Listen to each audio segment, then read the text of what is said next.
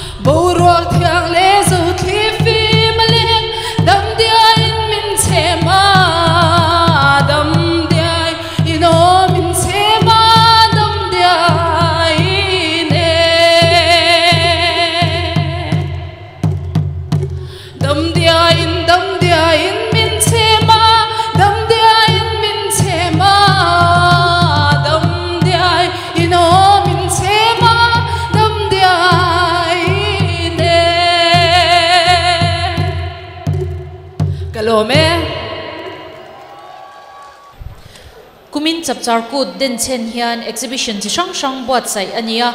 vanapa hola photo exhibition nei ania painting exhibition nen hengba ka hian horticulture department buat sai in flower exhibition nei ani bokani painting exhibition hi Aizol Art Gallery MZP office building bula le vanapa hall chunga a umbok ani oletuna chuan lemchan munom tak kan clear ho to anga kan tang khan chong vungile songkhara ani a hei hi tam tak tan chuan e kan hreto mai the la hrelo te po om thei ani ti zong hian han soi thar le ta ila China rin ome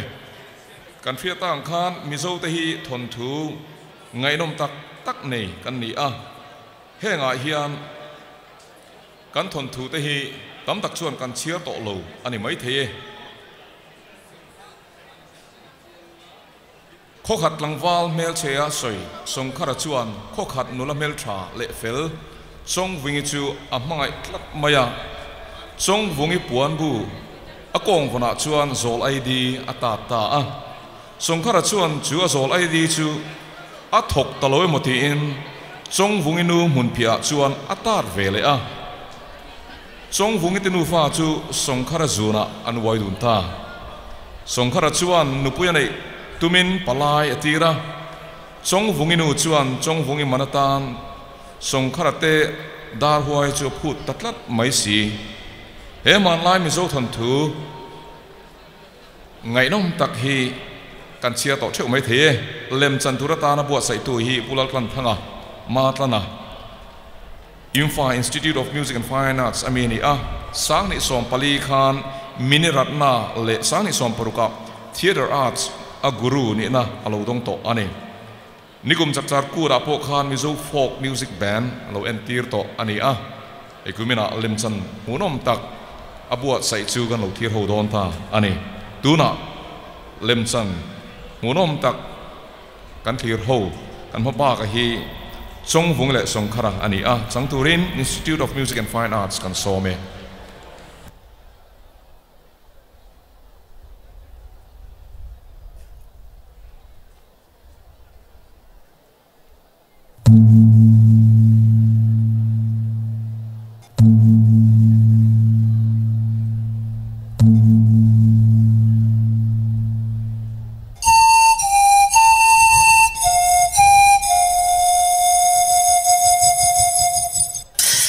honga cher tu la hi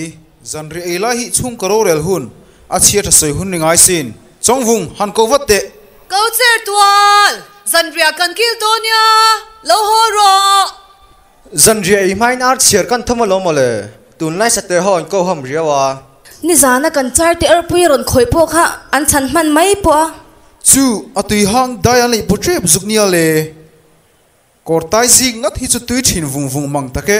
cher tual dain haya hetiang khe tu lo mani mo iti mak chine heng kor dai zik te chu khoya dai na ya vom su ani mo a fa te hi zong lien ve ui ma se kan no pang chen le ngot thin taka adike fa pa tang wal kaloni ve ta reng aloni hi kapa hi ishelo e mai mi pon yu cher tual le dar chiang I chu tu dang in rol ve na chin ni lo ven ti sin nang po min chong vung le song khara te chu tu dang in rola chi ani lowe anti ve tholo zanin po alo lang le chep tong chu mi tlang wal leng ve ponga taka mit me koi mu bik thom hek su song khara em hi chu han be cha ve de wila chin tok reng ye sha si lo amang an thak tak takania hengang khwar yang ruanga hi zong songati ang bel wal ve ngu thianom ve cho kania chotak khu ka khuk pui chi la ni heklau nula tlang wal lai ti tam tu an thavya ngai nya hey kan fa te po mi nga ya chon nula tlang wal in lo ni ve reng to taka nula tlang wal ko nga po mi soi sep kai ol tur tingin heng kan khuwa nga na nai chuan a chonom pol in ni in chongi phei chu inu wang lai ila phalo dewe ti chau ania iti hove in nu le pani la mai uang in phei khai zanga hei ero hi chu vong tlat ula in khoi lo chuawana reng thian ten lian a thau le a tam changsela tha thongai chia a thok tam berni tum tlatang chu a hrezok le fingzok in ni poin ayu pa te thu an hial ngai lo ania kapa puma ka chemi mi wa siam da che aman ha thak to riawa zinga ka wa hriam don chenia a kha kan hanin dem fiam ta ka chuan hei song khara chu lo leng zantin taka heng te hinula tan chuan kan mel du lo ber te poni se tu ma big om lawa rual taka kom vek thotur ani nga ye so mi te chung so enga mo tak son tirowa bel mang ang men dum na chan po so andar hui wang so ani ye ti thu thang te po om ania zolai di te po nei ni ominan sir takasin chu thil thani chu lo dil veila ni ai chen kan chor chang kai zok de ang zol ai di kher zong ka oi lo lam takani chak khua soi om tok le kani chu honge zanin chu ka zol ai di hi kan mang sin to te re ngong katan kong dang than tur om chong hek lo le ani ni kan ni mai ang chu ka sak melin wal dang sak mel ching zo ve ta si hek lo le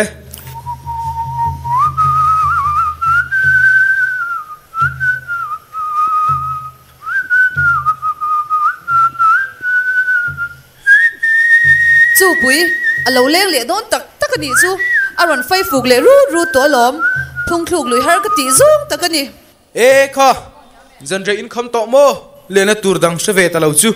angai te bokin karan te lut le ngot ani hi enga nge lo len long ni tang wal te chu in du na in du chen in leng thiang alom ti khan ar pachan lo changla khonge ke po kanal pa ina ka han chawange kapa chu chem chi thei ni lang e lel pa ni kom toi chon hona cha hi se ta thin lo wa jing taka che chu ka tu mania kari lo wange kalo hole thoyang songa vo ini thauza bu ke mo chu wal dang te angin long tur te mo zo ve hek lovi aku hor tha ke ti mai lawa chuan mani apun chu thu aruala na aso du phian po chiat ni sa po hian nang hi chu angam ve lo che ni om hi mo i chian te chuan songa hi zong na a uluka lom na ring zo lo an ti si che tak po wani su kan long tur hu ve zo lo chian te phat moi na ni chau chu changi kiliam ko na phang matai ka lo chol throi che kha i mu e mureng na nang ai lo su ko homa ni ange afa mak ngai em ko ho chuan in la bun kar khamule imit vai nyang ani lo ta le chun chaw me cher chi ni ange phang ma van to te reng nen min lo cho chwai du to su hon dai zela chung ka port la na ni zok ngai ka ti reng kha u song a zong kan khal thei lo reng rang alo ni reng hi lo su hol ha kan nuwa ni sia min khal man kan ring lo male u song a chu khang la chum mu te i boy pui pe me leng hon ara khwang zan tin alom nang ni ho te chu in lom nu te nen chun lama in lom ne leng to a zan lama tal te zong eng aya nge songa khalin han tum reng ni ni te take u songa zong luk lo wa lo ni e kha awang lai lo sil pek cheu em ni ko wang ka la yang chap la ni cheu nia mole thi thia beng pasari ne vuak lum dan lo so ya sadang tel lovin thi thia chawin thang alo chwa the ni ti te lo so ya atu khodan tak chuni mo zanin chu u senga ti ti ko tlanga dak le farila ni mai lom vo in lama hla thar te po alo nei le to nge nga atakram lu nu ma han sam ma sa se la ni e atule zanin na chu zai po kan zai mai tu ro lom kalau sul ho vo in tlai lam trai fa wang khua lo lang khan wang pui ngai min ti zuala ke alom nu nei ve talo chu ka sil hei lok viau sinen ti hian kan kiu chu pui ve tangota usang lo chu nai ver u khonge kan cham nge thim jing kiang thei si lo riang sak melan lungdu ching mit bia nem vela wang pui tholok trai fa wang yang in thu vadi zun ngai sum tual ka lo kaya ron mun leng dunin dukram chuan dunila kan tiani songan la an tham meu hi chan wang lai mun nu nge thau le thei do na lo mo le avan ngai nom ve mole pi pu te hla phuang mai lo ma fan ril rai mai ka ti reng kha songa hi nep lo de wasin eng tikla ya khatiang lam ma lo tui ta nge moi ni le tun ma kha le chana lai phwa la kan shengai si lo min chim tu borok ang hi tun ma khan la tong ngai bi khek lovi chu tu na chim tu chu la si zo lan tiang hi bani mai om ve nang meu ka changa thurul chu tiang pho tiu thei tu te chu tun ma te khan lo chim to che sela la thanai khuwa ti thang hut tur kan lo ni reng chu tun ma chuan kel te lim zek ang chau ala ni a tuna chuan ko ma serang no dan ang hei alo ni ta khi tu dong i soi tong u kan la zai tui don chau lom le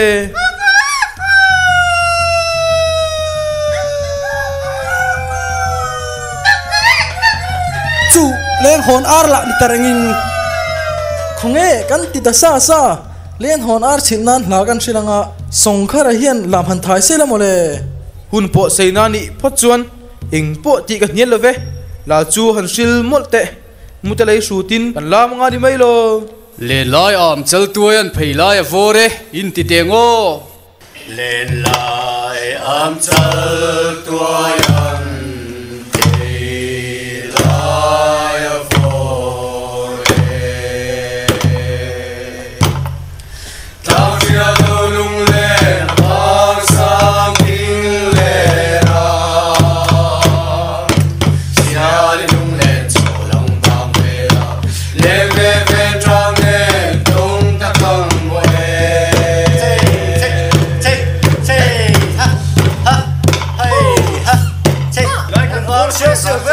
trin zai re lang u adu le u song chu le leng sela kha ala chum mu pon tiam chin ala hat le kha ar mai te chu adu hun huna kwang nga ingangin ho ki rang la leng ula ni chu kan va trin zo ka nge ke ni ho mai la kha u song ala om don thawalom chu tia hoin tum tlat chuan mang tha vek ule inga nge thian te bak bak kan hotlai bi kang ni du lu ta khu kan hulo trin ani ve maya mi ani leng la kan bik ne hek lo chang e la soi abet reng lo angin thing tu pui ku nga chak ai khor jong lo tin alo har e mani hi khonge ke jong korte dum thu jai kan rel ta nge usang te la chu song mel che mai mo ra wangin eng thu ma kan soi thei da si lo he pa zip thi chu lo leng fu lo se nia ka ti ni kangwal kal kim lo dang te anga biak cho chi la ni mai bik si lo ni e eng tia han ti zia la ni si lo pasali nei tika are ve me yang shang ate chon palai churon tir thwai sila ni chu ka pa la hi mi sang ang mai a chon che pe li alom lo ma hian a changa angam pat pha zo fikin nya ka shiat ni e mole heng hawi chon chai fu tur pon ni lo an du lua ta khwan mu si lo an dai lo theng te soyan ching ania thilan ti suku ku fik china sin alo len le huna chongkam cha po lo rol du to luila alung oi lo ta ka wal dang thurwal pui tur chu usang na khap dai thei em ang natuk chu felovin ipuan bu kha pa zo to la thang pasal nei hunai chom ve tur pon yanga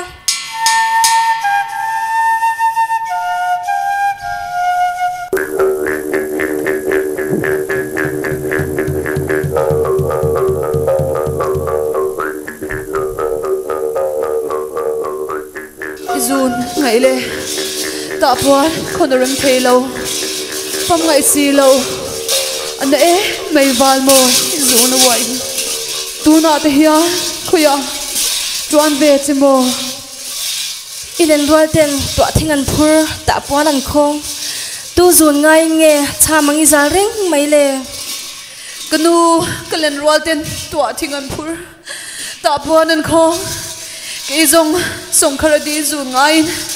sa amang kazal ni e bervate main zantlaya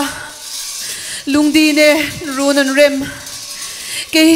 kalungdi ve kha khoya siang loi ve lo leng le la kan runa ning lo ten hi chang ka lo be lange zaman mong yang izun zamin ka chang ve ka phur zo lo ani e chathang chan chong vu thingi phurang miang len rual tu tua thing phur ka zo am lo ke zong di zon ngain solang kuai ni e hei himo an soi di zon ngai ka tua zo lo chuan zai ka rel thei lo wal moi chua mang min do lu su bia thu di lanin run mun rem zai la lo leng le la kan run sangan ngain cholang kuai ni e khai ava mak ngai em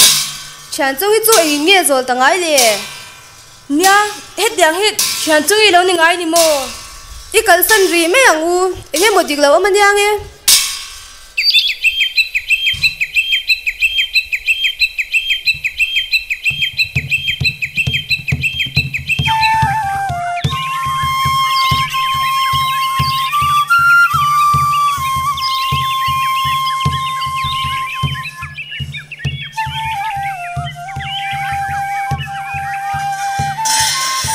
kanu i ho to mai ang miang chung i em hi chu o mai le ni la i du le i hong dai don nya usong khar khai val moi ka du lai ka nu ka tha zoi vek mai ka ti ta khom bu po fia zo ta lo usung tel lo chuan cholang ka wai ni trong vùng giặc tiêu tệ mi nu la ti po hetiang em zong an ningai lo sin song khara hiana zol je ni phot mai heti em zong fanu kan nei ve tin kan chuang ve em chia hetiang song khara zun ngai reng ani len fo mai zong ipa ka shilanga ichak lo hle turania chu kanu vana mu van lai chuan chungi horo ati ni chu chutin na ti lo chu trong vùng trong ler đi ngay ti ni chu ngoi takro ho ma la song khara kher zong lo len ka phal chuang tup lawang hetiang reng am han ti buai chu ab han van doi thak tak em kho khat mel chim hai moi zu na wai reng in hetia kan phone nei chun inom tak mai chu le inu le pan kho eng kan hungam do nem ni kanu min sel bi lo la song kara zu na wai zong na mani atel lovin chuni ka vui zo lo ni ani anu if ein omja nei chuang si lo lawan hola ke po ma ka le nanga ke lo hoang tun ma ka ti khapa a me wat song khara zuna hetia ka fanun wai ta mai hi enge mo chana om che kang song khara ta dar huai na thok nge zolai din ti ti po hi ani thengem le han poi tak em o na tho tha po thau nek lo ve ho ve de yang tun lai chu chong vungi hian in leng vanei ngai talo em song kharang yel po theme ang mai ani tak hi le apoi top hlenem tu ma lo lang lo to pang miang chu tiang ani ngot lo nola pum pa heti in leng nei lo ngo zong engmo dik lo mani nge yang khoshing nei than te hin kan thang ni hial lo mo ni kazua lung phang lo la du le tang re thang chu thang sila kanu chun ve se chal tuai ton a polwa ma in adi thau ngai lo du le waldang chunwa ro se chu adik rengalom ai nga chun nge song khar chin halviau ni wal khato chu wal rol do ang ni reng sin so enga tinge kong in holkal in lo heti wang ani hi wahong watiu ka thok lo nga ka votre chel chur mai tur cheu sin chungi kong ni han hon ro keima sungkhara kalau leng do ne bom zo fa chu tui swara riak ro se kapi kanu hi bom zo ni ma sela kapa van hnui thang hau chema ani nga ye ka zol ai di khan om sia nei lo avan mai om em konge kong tang in zong le te re ngong chungi cher chon chung kher ti lo chu mina men an ta me wa hon na reng ulati nia chong vung wa hong watte kha songa loin komula ke chulal ina kawada lu tange azantina lel in ti reng mai lel pa zui thim chak pheng nyang chu khonge muni kan hol fai te ang khonge ki ma kan hol fai jok nge kale pier le toro le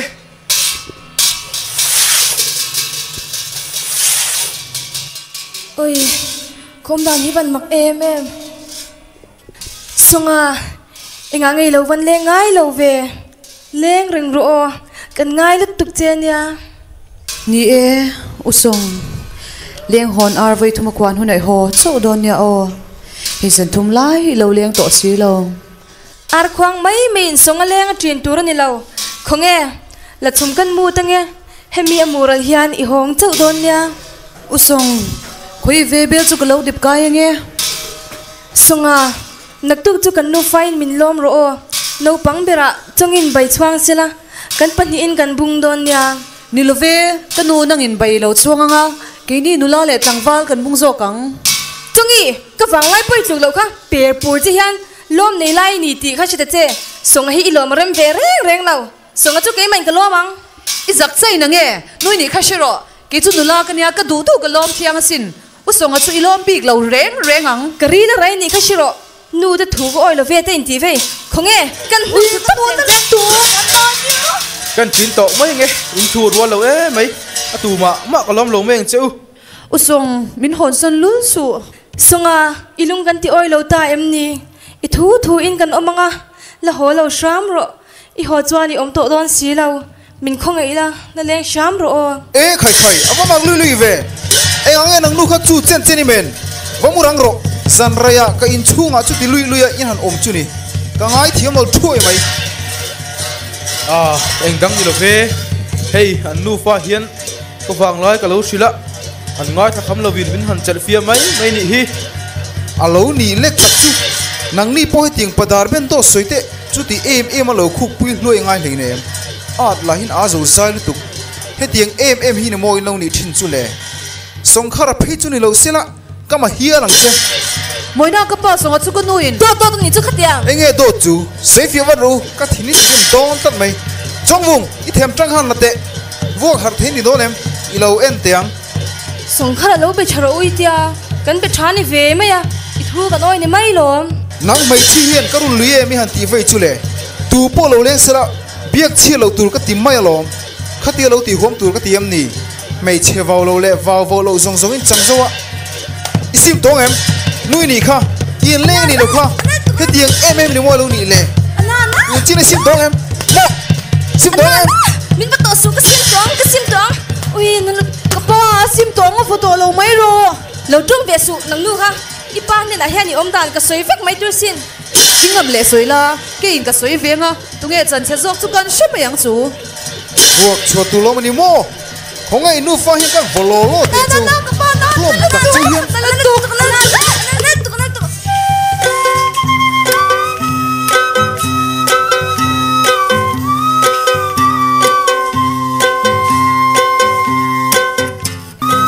sangi imi du dar na hi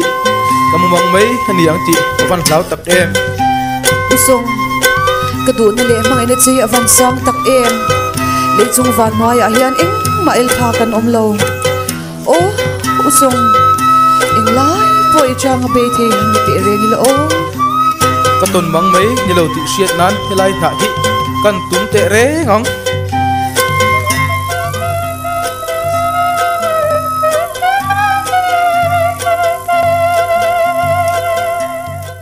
usong ina tumo tak chuan izuna wahi ka tuira zo don e khoi takram nge chu lo ni e ponge achien le zon nan kan in sik te re ngang chiang e chungi ni leng san khuang pon kan ning chuang lo nge chu ting phong zai rel tong hiang nya kal phat mayang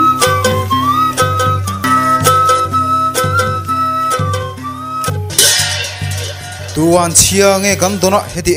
em anula tlang wal na thi thaloi mi han chim boi tak mai ni ka fanu be se sang taka kalo chuan hetiang pathoi rual zet kho khat mel chi soi song khar ne na mo ka pe kang ani theilo boli I fanu chong vungi chu arilu chung ri riat tumi lo ti pui reng em mi han chang te thu cha soi thei po ni lo song khara lo chu engdang kan nu fa hian cha ma om lo ni tak ber hi mang an khak ta ka ni amak lutuk thil ni thei ani lo engin nge chong vungi chu mol chu le mi hring mel po pu phak lo hi mo adam chung tan pasala than song khara chu nei molang a thu ni e palai lo kalya man le mol kan sei fel hal vekang I soi chu digre ani song khara te ang chu e ni pitar ni om tok chu sin nulat na khatina nei han tum reng ni lo ngoi mai te khin na tan man chi po ni lo chu khong e che tu la hi han ko te u enga nge lo thir film le ngot thin thu pui kan soi ni hi kan khon la mel thale fel dar thi kan nei do ne tin minu le pa de pon min order ve ema le lama chong vungi heti mai ni le si enge ngai dan han soi ve te solbuk ti tia po eng angin nge song khar hin soi reng kapa ichom le Australian ni heilo khokhat nula fel fanu thari nei don tholom banglai phena bu zem om chin ti ni ngai sin banglaya inchung dinga top mai ngai leinem songkhara po mel chuan chedeu ma se kan chung ta na mi tangkai le mak pa chuan om takani thei tho ti shila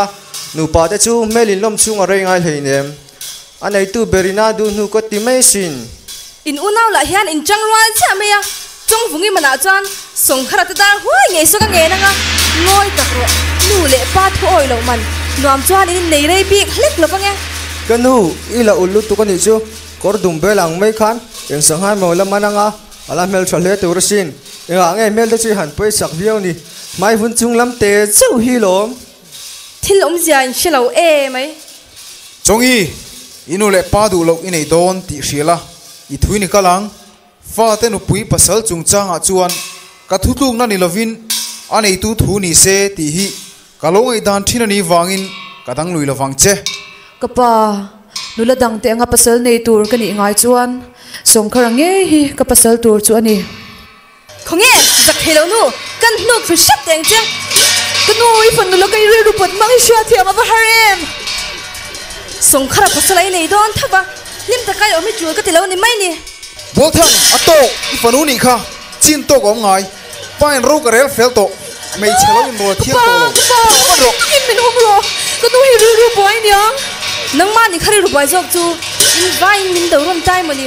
ngoi tak ro nu pakop choi him tak chu in van ni lo ra em kong dang ka sia lom dar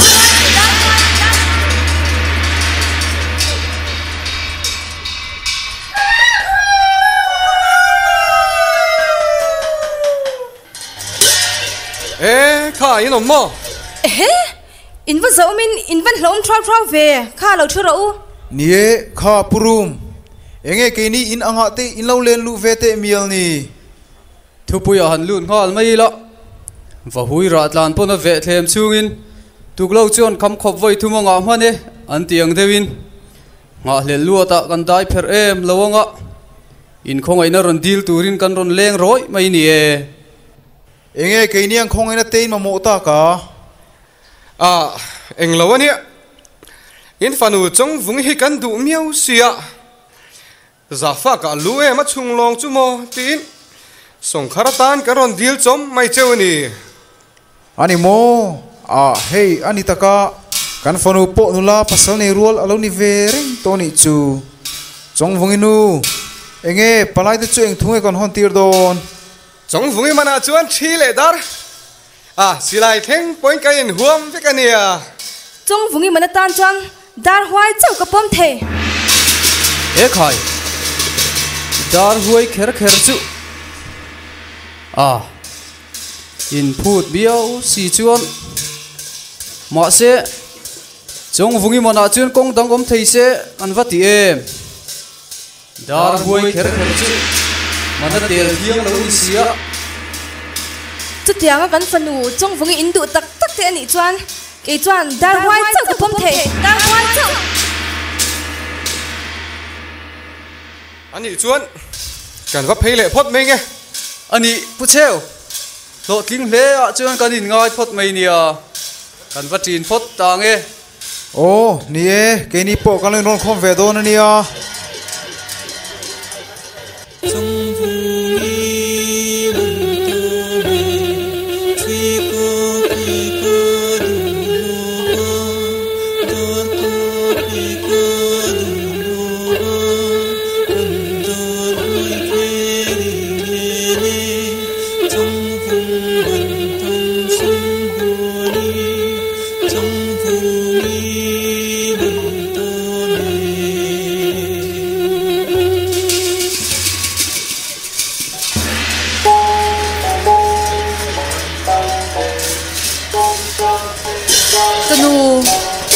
tabung puizar hi lo wai sun chuan ka chung vungi ashitlang ani mo lo tila azi karawa alo tlia khani thei chuan ka chung vungi athita ti in japini lo tlan don ya chungi ka don tuai sung khara ba suan la ki lo hole thwai don lo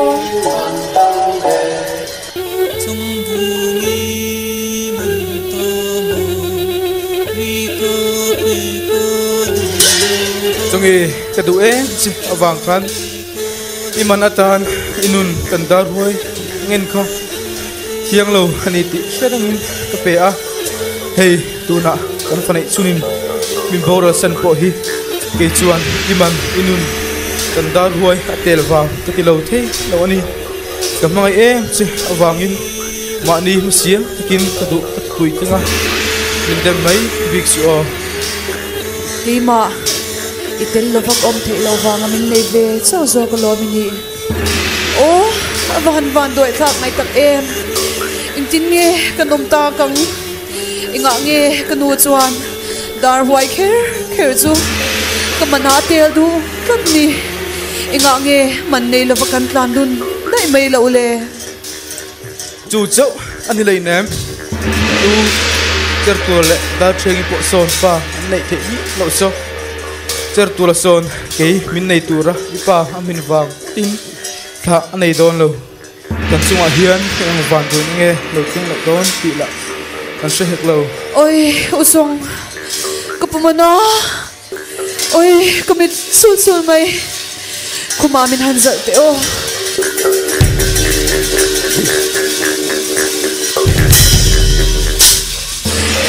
kai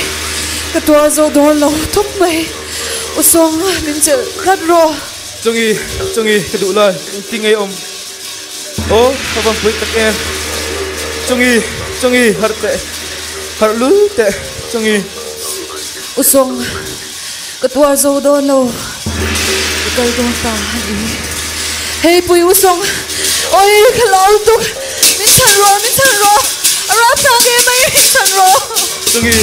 takang re si ibulahi kom langania o abang pui tak em dar huayin tha kai ta zikniale usong kan limni atoi te mo izam kishin katling zo don talo ani hi chungi mito sang di so en kim huam kanai inisin chungi ka don toy eng tinge hetiam wal min liam sang tak mai ni abahan poi tage poi te kapal lo song khara sunin lo ke liang chikati khamo kapi chong hi usong a chuna kan la kan ni lo sin fanu choya fa pa choya kan lak zo ka lom chong vung man tam sum zo ani chong nun toy enga nge hetiam wal min liam sang tak mai ni chungi thoro lien teril trame lien tanga tharsa hola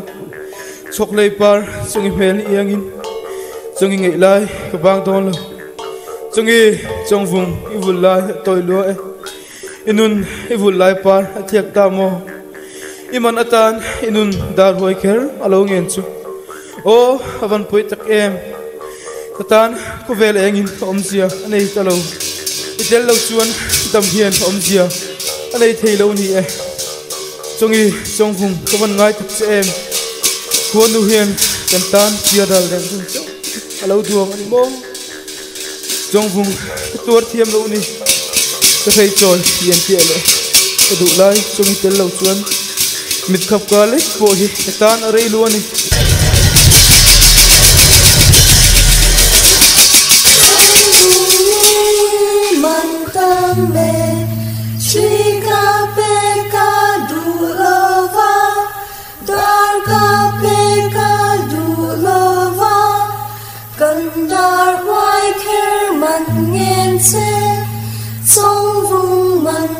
sum loani trong vùng nghi man tâm mê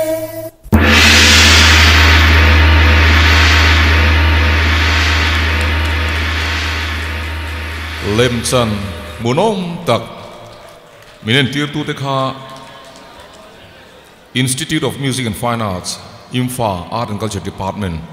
an ni a an chung kan lom hle mai mizo thon thu kan chiar ngai ro lem lo tele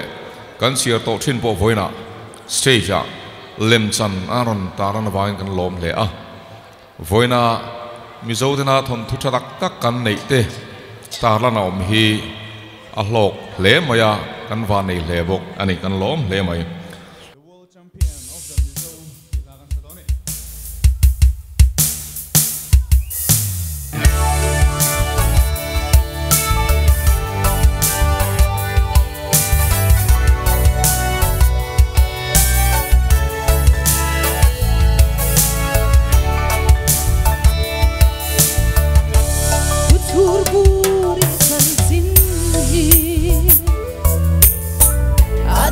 zel don chang le thar ten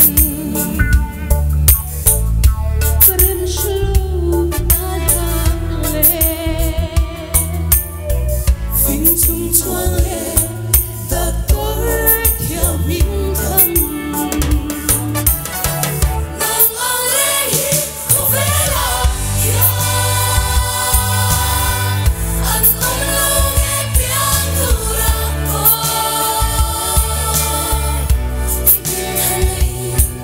nam tin chi nghe luan sam pia lo te mi so kan wan ku ye so fa te Chezor boy sam dalan Thật chia tin elpo a pei lo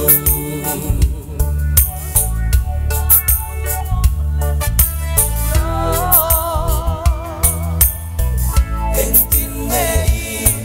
dam chu hun ni man nang ang le hi ko vela ya an om lo nghe piang tu ra po tin han nei nam tin chi nghe luan sam pia lo te mi so kan wan ku ye so fa te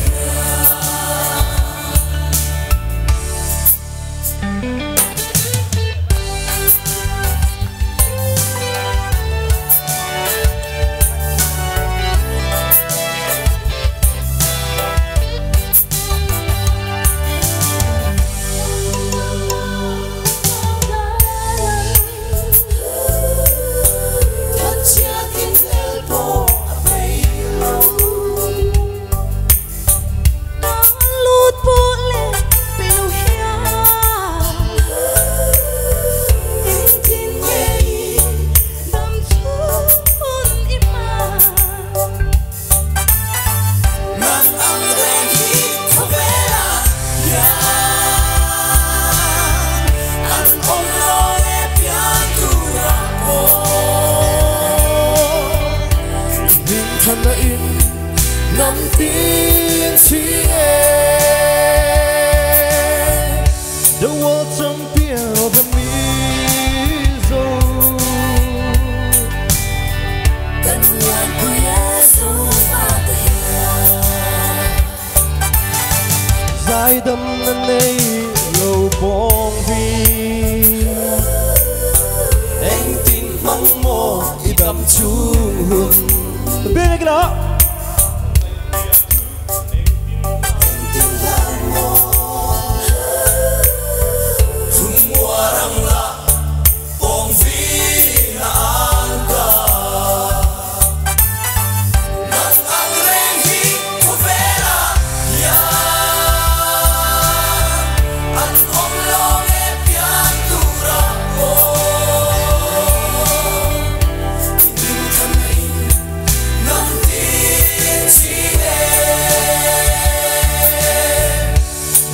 champion of the mizo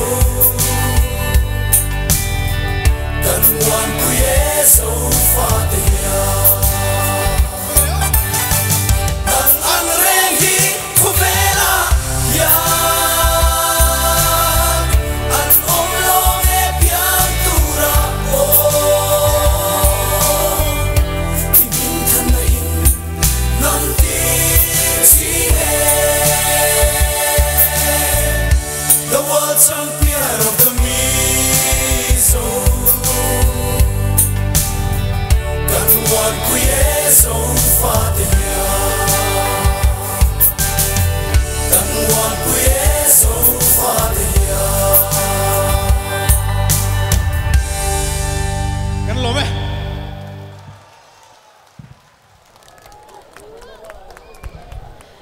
MZE General Headquarters Zai Polte kan lo me tuna chuan khuang choi kan thlir hawanga Central YMA atangin khuang choi kan thlir ho don ani Ramhlun North Branch YMA ten anron entir don ani hemizwa hian Darbuzai Paul Imfa Art and Culture Department lam atangin Mizo Remoi tum kan ngai thadon bok ani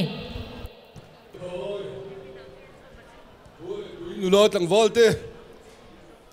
Zara hey Huang an joy thei don ni tai alanga alom om hle mai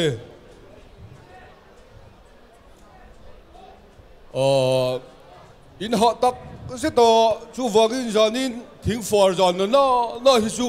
hlim takin lamin thayang o zula tam tai takin hlim takin kan jai don nia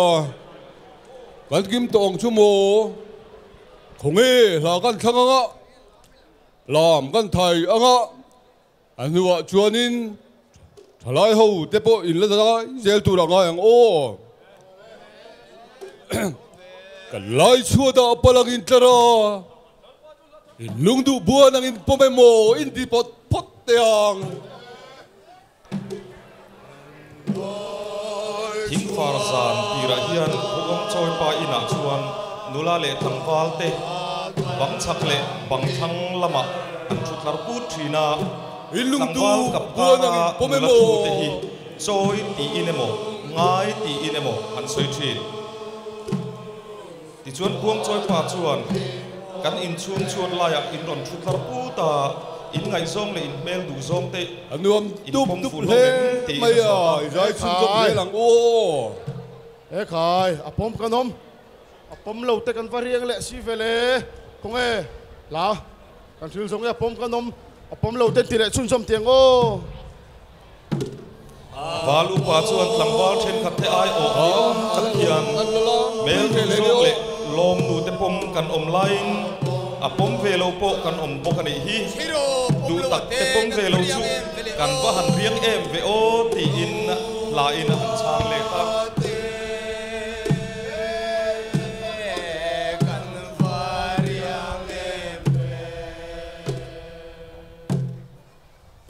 anuam he maya nulat ang volte hey zu atam tlai takin pua takin tikhan lo om ula cái này upa đều tôi hi chu anh lâu vắt chín sẽ làm châu ngang lâu vắt trộn phốt tăng nghe hành trình thì đâu lẽ lâu vắt trộn làm u zan rei main buông choi nu le chuan cái tiếng không nghe val te zalen le him cái tiếng val tôm ơi mut san tri na ni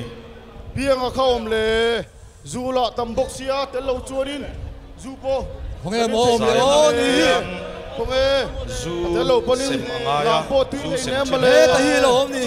chuan mi zo si nga choi moi na sang te khai kal te lai ngai tu a Nobel Prize le Legion of Honor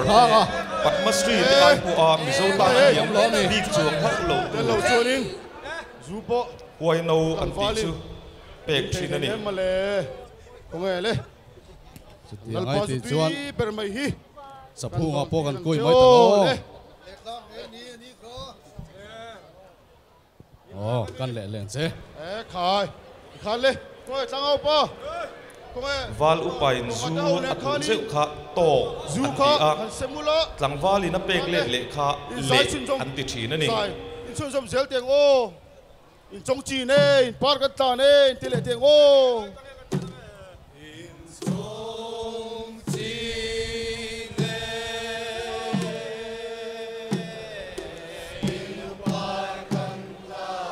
zo nula le tlangwal te in khom dan le in rim dan hi thiam rim tak mai ni thin hetia nga zan khu a nula le tlangwal in Syria la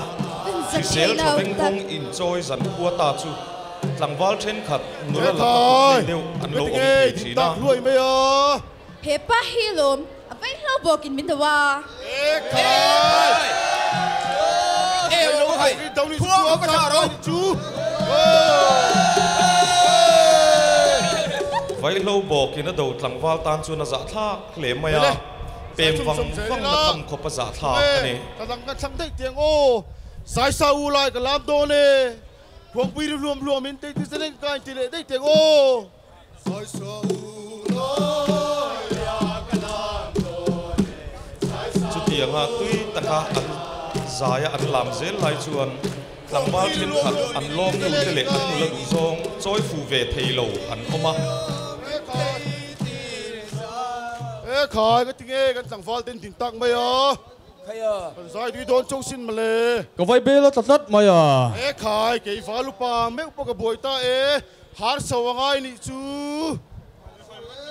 hát sâu về thì tiếng ô hết tiếng hát sâu về anh tị hiền mi pa tên anh chụp hun sonin nula mail chadeu chu anh in chu lấy chỉ nè anh nuông pang vía nghe yang lê nghe tiếng hát đi giải sum sẽ là tiếng ô bùi đi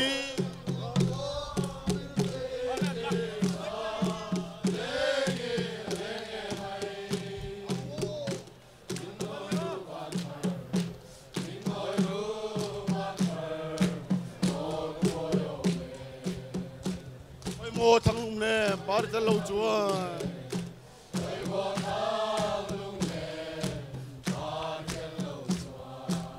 phong pi đi luôn đi tê tê sờ lên cả hey ha ha ha hey ha hey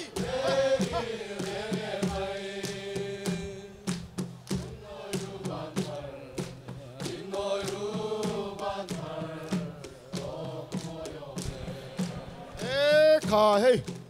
sai đi bốc à hey qua lồng ván lon ta không nghe sẽ chạy tiếp po rồi chốt chân ta cái ní rồng chuyển sai thì đeo tông huyang không nghe lên so lên chuyển sai thế là ngô chú tiếng tuy ta can sai lại chuan qua lồng ván ta reng maya lan mual lama chuan lang val le rol thar ten sial an ron kai chuak an ron chai chuak ta lo pa hei hi ran laka an nun ron wang emo an ti du da wang ani lova en nom le mu nom dang nei ngai ta lo chu a khopumin ruaya ta na an ei tur an ron chai chuak chu mu nom ti takin an thir thuap mai thin ani an se chai chu selu phana an thum betanga chu tlang phal sial an ti thin bokani Lersia trong mata van lai zonami nei trong Lersia sia lauti sera khala keilie an chungin vain tange an ral feilu tarbunge Lersia sia lauti van lai zonami nei trong Lersia sia lauti sera khala keilie an chungin vain tange an ral feilu tarbunge Lersia trong mata van lai zonami nei trong Lersia sia lauti Huang chun tur tu pain sial chun tur tu pain sial lama pan mek lai chuan se thang ding ten an ron zuya thiam la a cham zela tu na ron zui tu te hi se thang ding an ti thina se thang ding tur hi huang choi to te lal upa te an chung khat lai na te an ni thina ni ti chuan an hnungan ron lam dal hi chong lai zuan an ti a chong lai zon lo chuan na bul nia soi te pok an om ve bok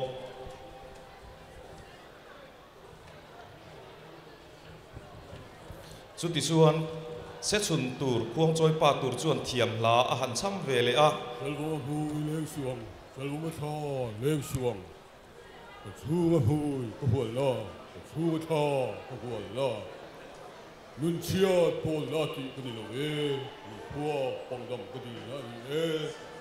isir ni ka pu jir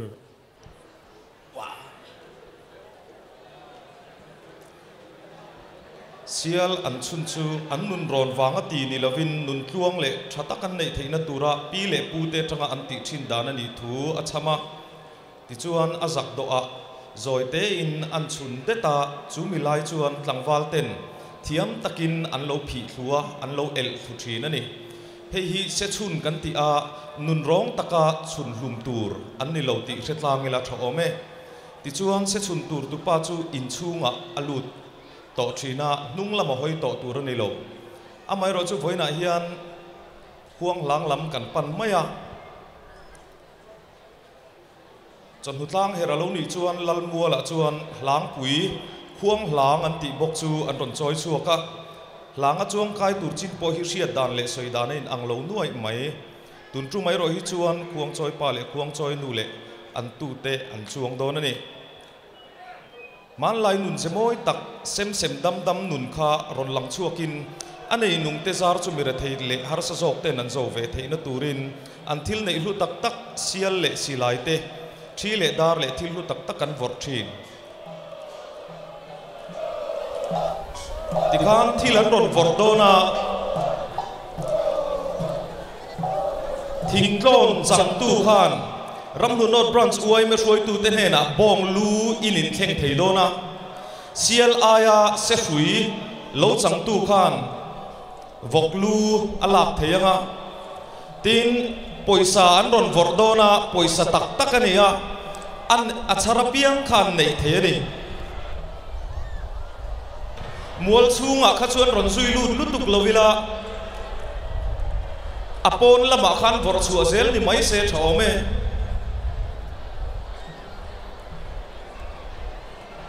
an vor chang tu piang khan nei ngal zel turani kan soi tongin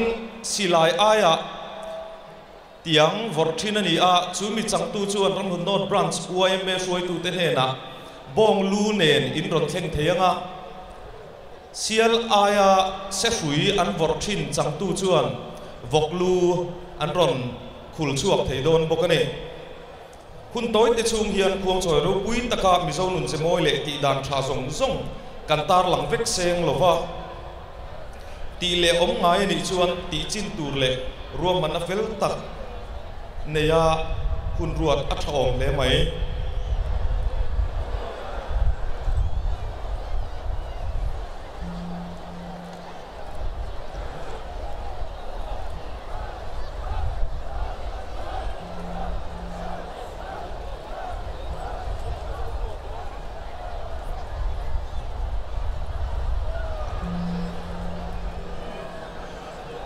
an thil vor kha adu piang in char the ni a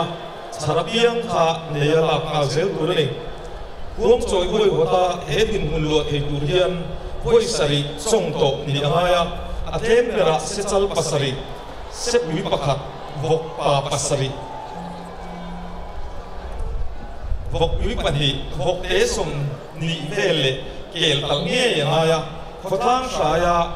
ruai pui min nei thal hoi sari thengai tina ni chu huang choi na ta na kai lon pakhat ti piang hian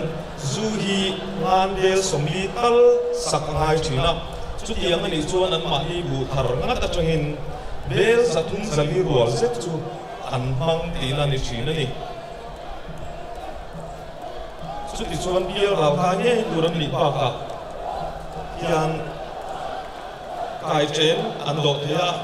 tuk ver an hong thea midang ti thei lo tam tak o an ti thei ta thina ni khati zong kha huang choi no branch oi me ten central oi me binga kan hon so thei te chu ni e kan lo me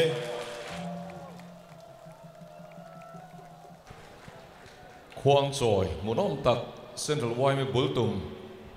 le ai oin Ramun North branch oi me ten on entira a hau tak zia kan mun karing in bua saina ana mai lo le a kha sum de poron se go me min ti him dar darin mit atitlai kan lom le ani ole dor le chuan mizo rimoi tum kan ngai thanga kan som zui hal mai nga hun mang turin Darbuzai Paul Institute of Music and Fine Arts kan somanga mizo rimoi tuma hian heng kan mizo rimoi man rua frang te anon mangdo na chung de chu darbu khuang khuang te dar khuang dar ben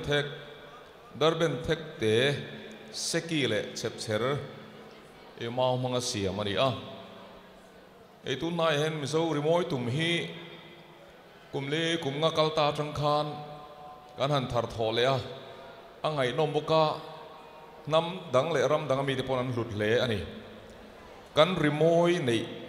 nei ni ga in fiat to lo thlengin phor chua le ani a heng mang hian kan lathuk dang lam le moi tak tak te kan han rem thin ani a e voina po hian chu tiang tak chuan Darbuzai Paul Institute of Music and Fine Arts Art and Culture Department lamin mizo rimoi kan nei ten ron tum dona nge bing war thak dona mi ta tlai dona beng a tlai don bok ani anin pe thei chuan kan som zui ngal mai nga hemi zo hian pi puzai kan ngai thla zui don ani zui ro chu mi mal zai ani don thunga mizo rimoi tum turin Darbuzai Paul Institute of Music and Fine Arts Art and Culture Department kan some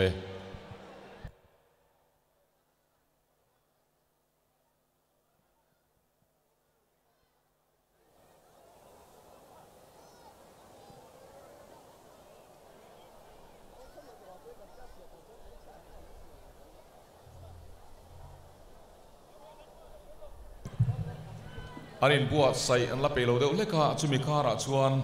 kan loin rin lok thena turatan mizo rimoi tum zoa hian pi pu sai kan ngai thlanga zai tun lal biak hui pachuaw loin ring sela a zai vel mek lai hian emo tuna tang po hian kan loin ma khwa thei chuan a dot lea chonglai zon entir tur central waime kan tia branch frang de kha mual chunga pi pu sai lai hian luta ke mani om hun theu lo rem fel turin kan ngen cheu ani ke mani hun thewa kain remanga kan pe fel vele ko mai thei turin ama lama lovin ring lok turin kanin fiatir lok ani e misori moi tum ilongai thlang u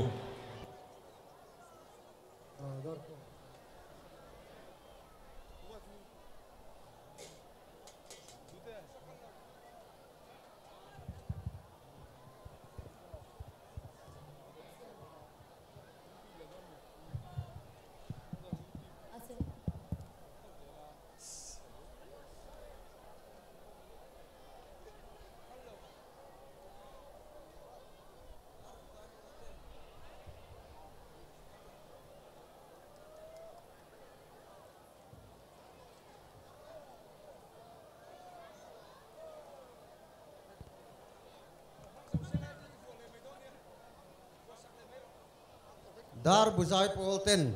kan laron tum tur hi a hon nan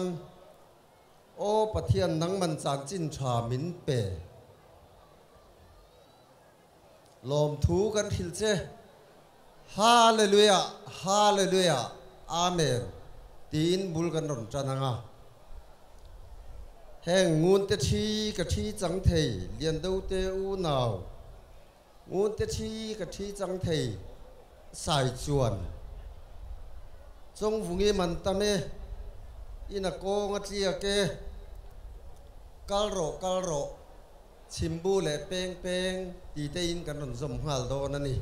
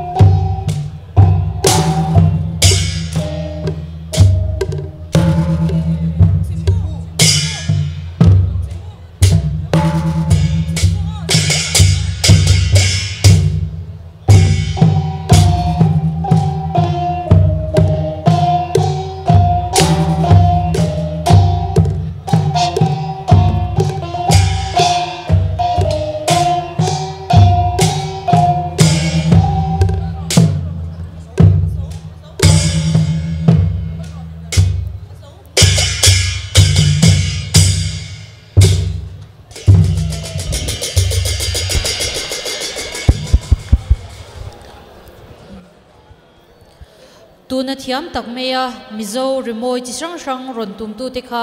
Imphal Art and Culture Department anni